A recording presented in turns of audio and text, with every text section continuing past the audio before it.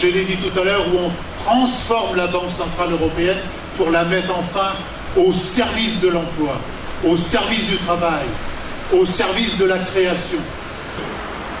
Dès le lendemain des élections européennes, Madame Merkel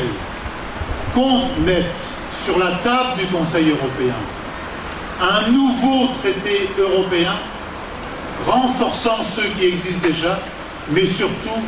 reprenant les missions de la Troïka, les missions autoritaires et austéritaires de la Troïka qui seraient inscrits dans des traités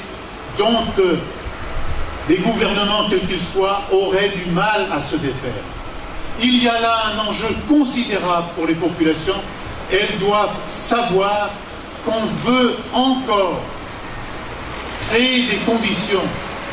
plus dures pour les vies quotidiennes, plus dures au sens où on veut démolir totalement ce qu'on appelait jadis le modèle social européen, car ce qu'ils veulent, comme l'a dit M. Draghi, c'est ne plus avoir les 50% de dépenses mondiales pour la protection sociale et ce fameux modèle social. Notre liste, c'est une liste pour rompre avec les logiques ultralibérales actuelles, des listes porteuses d'une alternative à l'austérité, au chômage et à la casse des droits sociaux et des services publics, une liste de rassemblement des peuples européens, car la nouveauté, c'est que nous nous inscrivons dans une démarche européenne, avec un candidat qui porte son nom pour présider la Commission européenne, qui est notre ami Alexis Tsipras, qui est leader de Syriza en Grèce, qui est un des vice-présidents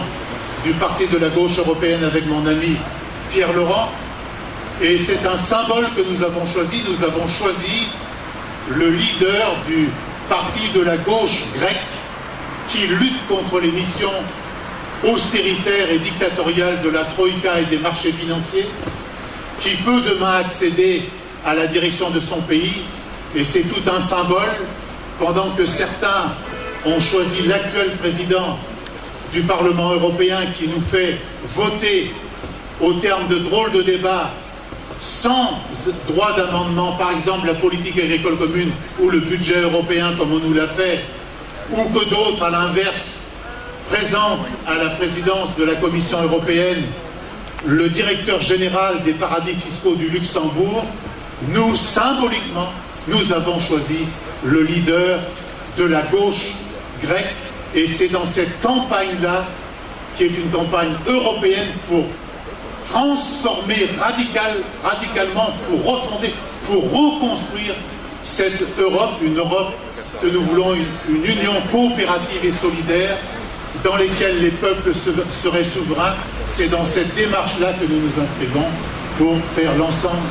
de notre campagne.